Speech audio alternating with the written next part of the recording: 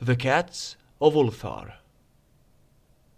It is said that in Ulthar, which lies beyond the river Sky, no man may kill a cat. And this I can verily believe, as I gaze upon him who sitteth purring before the fire. For the cat is cryptic, and close to strange things which man cannot see. He is the soul of antique Egyptus, and bearer of tales from forgotten cities in Meroe and Ophir. He is the kin of the jungle's lords, and heir to the secrets of hoary and sinister Africa. The Sphinx is his cousin, and he speaks her language. But he is more ancient than the Sphinx, and remembers that which she hath forgotten. In Ulthar, before ever the burgesses forbade the killing of cats, there dwelt an old cotter and his wife, who delighted to trap and slay the cats of their neighbours. Why they did this, I know not, save that many hate the voice of the cat in the night, and take it ill that cats should run stealthily about yards and gardens at twilight.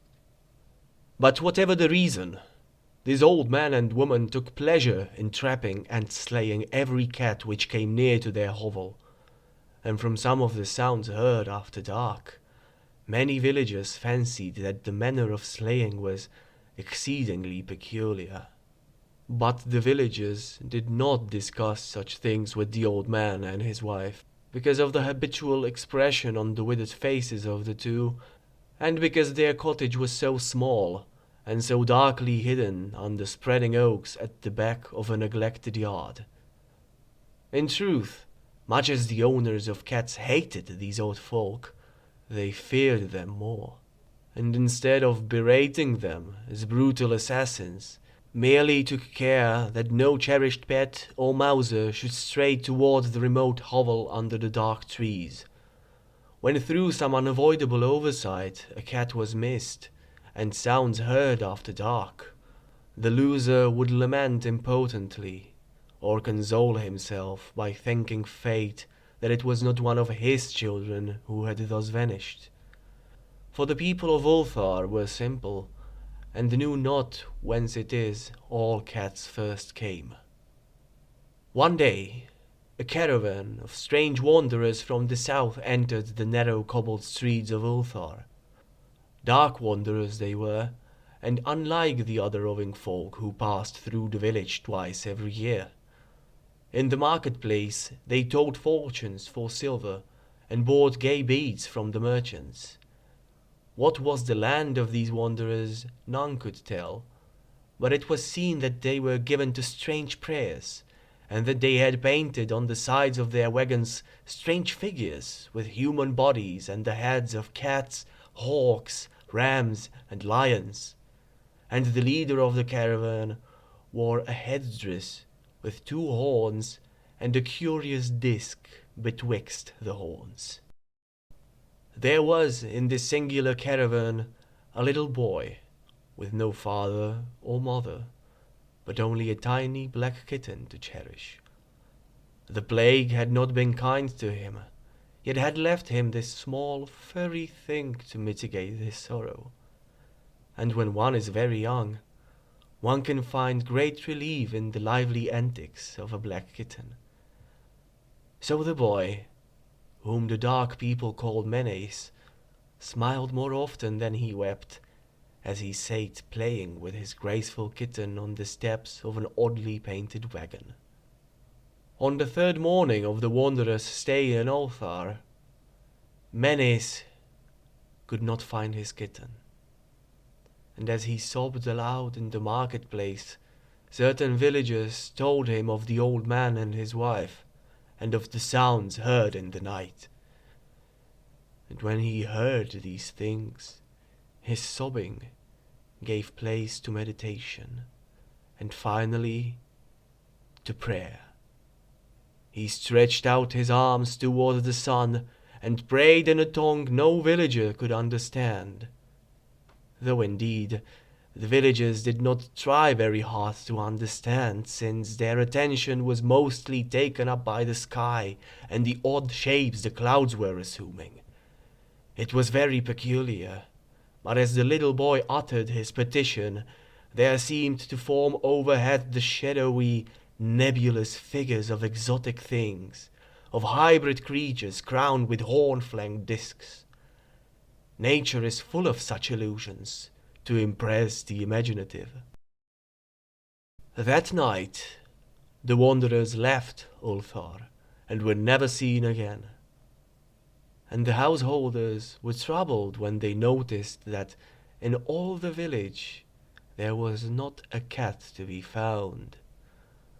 From each hearth the familiar cat had vanished. Cats large and small, black, grey, striped, yellow, and white. Old Crannon, the burgomaster, swore that the dark folk had taken the cats away in revenge for the killing of Menace's kitten, and cursed the caravan and the little boy. But Nith, the lean notary, declared that the old cotter and his wife were more likely persons to suspect, for their hatred of cats was notorious and increasingly bold.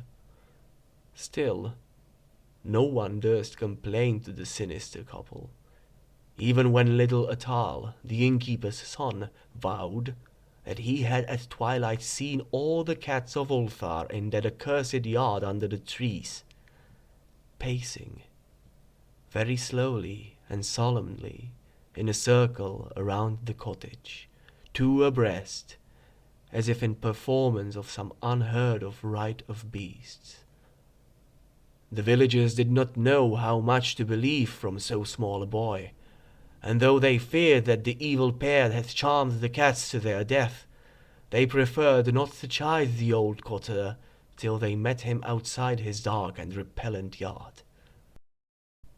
So Ulthar went to sleep in vain anger. And when the people awaked at dawn, behold, every cat was back at his accustomed hearth, large and small, black, grey, striped, yellow, and white. None was missing.